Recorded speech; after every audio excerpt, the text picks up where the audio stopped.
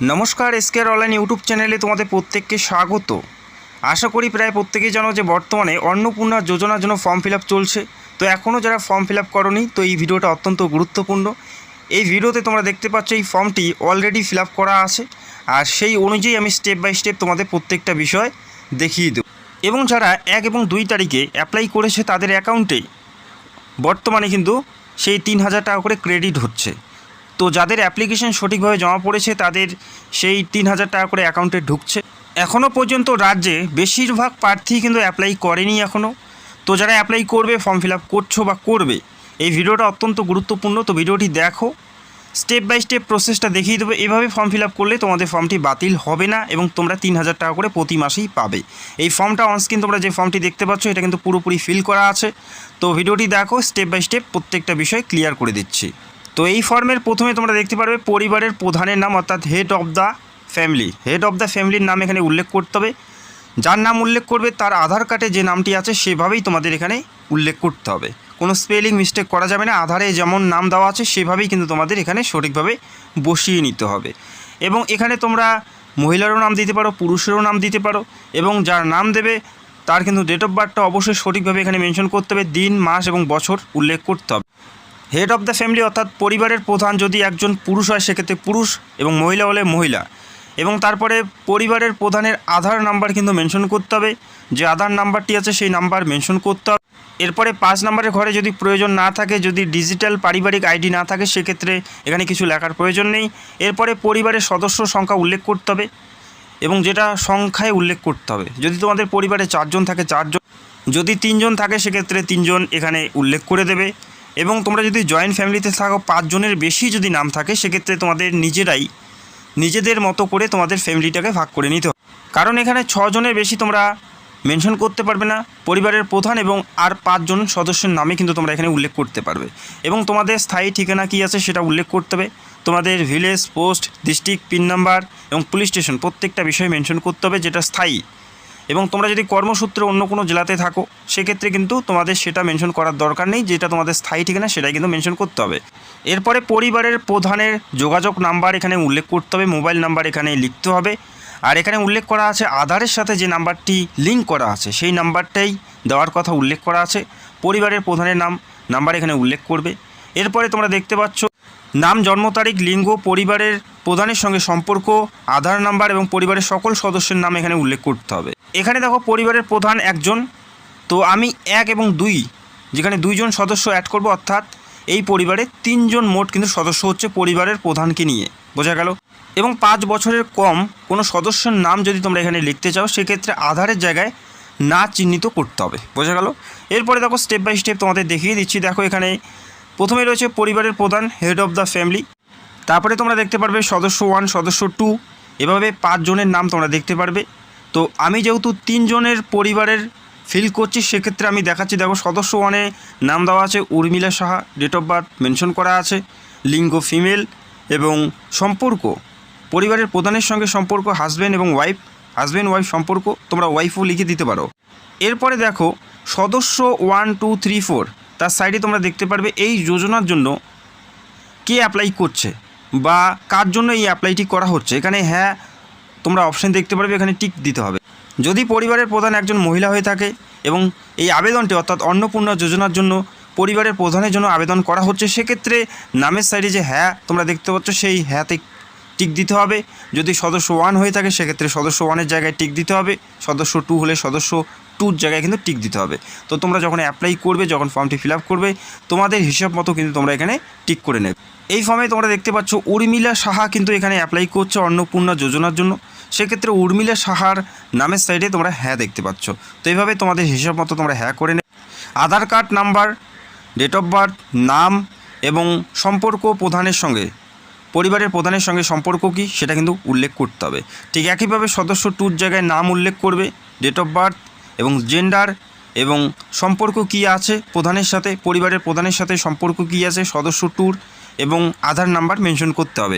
যদি তোমাদের পরিবারে 3 জনের বেশি বা 5 জন আছে সেক্ষেত্রে কিন্তু সেভাবেই এক এক করে তোমাদের নামগুলো উল্লেখ করতে হবে, আধার নাম্বার দিতে হবে, ডেট অফ বার্থ দিতে হবে, পাশাপাশি সম্পর্কটা কিন্তু মেনশন করতে হবে। তো আশা করি বুঝতে পারলে। এরপরে রয়েছে পরিবারের প্রধান এবং পরিবারের সকল প্রাপ্ত সদস্যের ব্যাংক অ্যাকাউন্ট কিন্তু এখানে উল্লেখ করতে বলেছে, পরিবারের প্রধান সমেত প্রত্যেকেরই।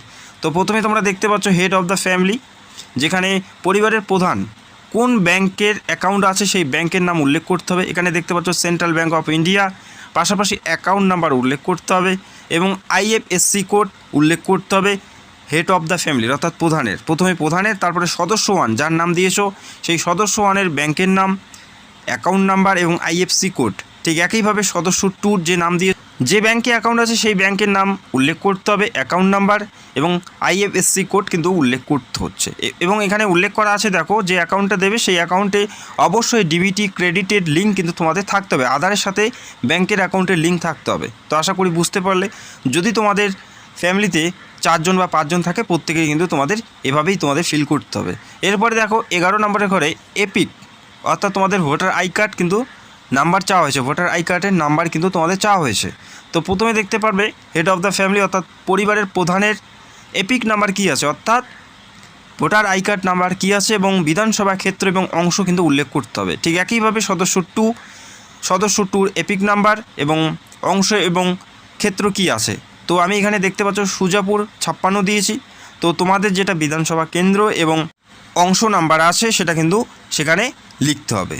এরপরে কি বলা আছে, বিভাগ, তোমরা কোন শ্রেণীর অন্তর্ভুক্ত অর্থাৎ কোন কাস্ট থেকে বিলং করো সেটা উল্লেখ করতে হবে। ইউআর হলে ইউআর, আমি এখান থেকে ইউআর করে নিচ্ছি যেহেতু ইউআরের অ্যাপ্লাই করছি। সেক্ষেত্রে যদি তোমরা SC/ST হও সেক্ষেত্রে SC/STতে তোমাদের টিক করে দিতে হবে। এরপরে দেখো আপনার কি ডিজিটাল রেশন কার্ড আছে কি না, যদি না থাকে না করতে হবে, যদি থাকে হ্যাঁ করতে হবে। আর যদি হ্যাঁ হয় সেক্ষেত্রে রেশন কার্ডের ধরন উল্লেখ করতে হবে। এখানে বিভিন্ন ধরনের রেশন কার্ডের নাম উল্লেখ করা আছে, তোমাদের রেশন কার্ড অনুযায়ী এখানে টিক করে দেবে। তো অবশ্যই রেশন কার্ডটি দেখে তারপরে কিন্তু এখানে টিক করে দেবে। তো এরপরে দেখো পরিবারটি রেশন দোকানে মাসিক রেশন তুলছে কিনা সেটা হ্যাঁ করতে হবে, যদি তোমরা রেশন প্রতি মাসে তোলো হ্যাঁ করবে, না হলে না করে দেবে। এরপরে দেখো বাড়ির ধরন, আপনার বাড়িতে কি 3টের বেশি পাকা ঘর আছে, যদি না থাকে না করে দেবে, হ্যাঁ থাকলে হ্যাঁ করে দেবে। এরপরে পারিবারিক ভূমির মালিকানা, সেক্ষেত্রে যদি হ্যাঁ হয় হ্যাঁ করবে, না হলে না করবে। এরপরে দেখো পরিবারের সকল সদস্যের মোট জমির পরিমাণ, এখানে বলা আছে দেখো পরিবারের সকল সদস্যের মোট জমির পরিমাণ, এখানে বলা আছে মোট জমি অর্থাৎ 3 জন বা 5 জন তোমাদের যে ফ্যামিলিতে রয়েছে সেই 3 জন 5 জনের মোট জমির পরিমাণ কত আছে। যদি একজনের নামেই থাকে সেক্ষেত্রেও তোমাদের টোটাল অংশটা এখানে শতকের আকারে লিখতে হবে। যদি সবার নামে থাকে সেই সবার নামের যতগুলো জমি আছে প্রত্যেকটাই যোগ করে যেটা সংখ্যা দাঁড়াবে সেটা কিন্তু তোমাদের মেনশন করতে হবে। আর এখানে শতকের আকারে উল্লেখ করতে বলেছে, যেখানে 33 শতকে কিন্তু 1 বিঘা হয়, সেভাবেই তোমাদের মাল্টিপল করে এখানে বসিয়ে দিই। আর যদি জমি না থাকে সেক্ষেত্রে এই ঘরটি ছেড়ে দেবে এবং জমি থাকলে অবশ্যই এখানে মেনশন করতে হবে, পাশাপাশি জমির নথি অবশ্যই তোমাদের এই ফর্মের সাথে জমা করতে হবে। বোঝা গেল। এরপরে দেখো যানবাহন, আপনি বা আপনার পরিবারে কোনো সদস্যের কি বাণিজ্যিক মোটর চালিত 4 চাকা গাড়ি আছে কিনা সেটা উল্লেখ করতে হবে। যদি গাড়ি থাকে হ্যাঁ করবে, হ্যাঁ থাকলে অবশ্যই তোমাদের গাড়ির নাম এবং রেজিস্ট্রেশন নাম্বার উল্লেখ করতে হবে। জিপ বা ট্রাক্টর যদি থাকে সেক্ষেত্রে মডেল নাম্বারও কিন্তু উল্লেখ করতে বলেছে, আর যদি না থাকে না করে দেবে। এরপরে পারিবারিক ভিত্তিক সদস্যের স্বাস্থ্য বিমা, যদি তোমাদের কোনো ইন্স্যুরেন্স করা থাকে বা স্বাস্থ্য বিমা করা থাকে সেক্ষেত্রে হ্যাঁ করবে, না থাকলে না করবে। আর যদি হ্যাঁ থাকে সেক্ষেত্রে সরকারি না বেসরকারি এবং প্রিমিয়ামের বিবরণ অবশ্যই এখানে উল্লেখ করতে বলেছে। তো আশা করি বুঝতে পারলে। এভাবেই তোমাদের ফর্মটি সঠিকভাবে ফিল করতে হবে। তাতেও যদি কোনো সমস্যা হয় সেটা তোমরা কমেন্ট করবে, আশা করি তোমরা কমেন্টের রিপ্লাই পেয়ে যাবে।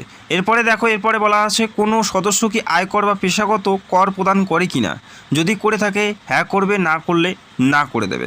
এরপরে দেখো পরিবারের সদস্যের প্যান কার্ড নাম্বার কিন্তু চাওয়া হয়েছে, যদি থাকে সেক্ষেত্রে এখানে হ্যাঁতে তোমাদের টিকমার্ক দিতে হবে। তারপরে হেড অফ দ্য ফ্যামিলির নাম উল্লেখ করতে হবে, প্যান কার্ড নাম্বার উল্লেখ করতে হবে, সদস্য ওয়ানের নাম এবং প্যান কার্ড নাম্বার উল্লেখ করতে হবে।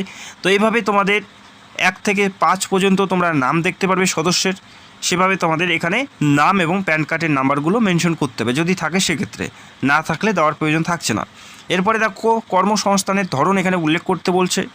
প্রথমে থাকবে হেড অফ দ্য ফ্যামিলি অর্থাৎ প্রধানের, বাড়ির প্রধান কোন কাজের সাথে যুক্ত সেটা উল্লেখ করতে হবে। কী ধরনের কাজের সাথে যুক্ত, সরকারি নাকি বেসরকারি, নাকি পরিযায়ী শ্রমিক, নাকি বেকার, নাকি এই যে লিস্টটা দেওয়া আছে এই লিস্টে সেই কাজের বিবরণ উল্লেখ করা নেই, সেক্ষেত্রে তোমরা অন্যান্য করতে পারো। তো আমি এখান থেকে বেসরকারি করে নিয়েছি, তোমাদের হিসাব মতো তোমরা এখানে করে নেবে। সরকারি চাকরি হলে অবশ্যই তোমাদের নথি দিতে হবে এবং সদস্য 1 2 3 4 যে নামগুলো উল্লেখ করবে তাদের কর্মসংস্থানের ধরনটি উল্লেখ করতে হবে। সদস্য 1-এর জায়গায় উর্মিলা সাহার নাম উল্লেখ করেছি, তিনি একজন হাউসওয়াইফ, তবে হাউসওয়াইফের কিন্তু এখানে কোনো অপশন নেই, সেক্ষেত্রে আমি এটা অন্যান্য করে দিয়েছি। চাইলে তোমরা অন্যান্য করতে পারো বা এই লিস্টে যদি থাকে সেক্ষেত্রে তোমরা টিক করে দিতে পারো। তো আশা করি বুঝতে পারলে। এবং সদস্য 2-র জায়গায় আমি দিয়েছি সাগর সাহার নাম, তিনি একজন বেকার, তো আমি এখান থেকে বেকার করে নিচ্ছি। তোমরা যখন ফর্মটি ফিল আপ করবে যতজন সদস্যের নাম এখানে মেন করবে ততজন সদস্যের কর্মসংস্থানটি উল্লেখ করতে হবে, বোঝা গেল? তো তোমাদের হিসাব মতো তোমরা করে নেবে। এরপরে কি বলা আছে অবশ্যই আমরা দেখে নিচ্ছি। এরপরে বলা আছে পরিবারের শিক্ষিত প্রাপ্ত সদস্যের সংখ্যা এবং পরিবারের অশিক্ষিত প্রাপ্ত সদস্যের সংখ্যা। তো এখানে দেখো 2জন শিক্ষিত উল্লেখ করেছি এবং 1জন অশিক্ষিত উল্লেখ করেছি, এবং অবশ্যই শিক্ষাগত যোগ্যতার কিন্তু প্রমাণ তোমাদের এখানে দিতে হবে, বোঝা গেল?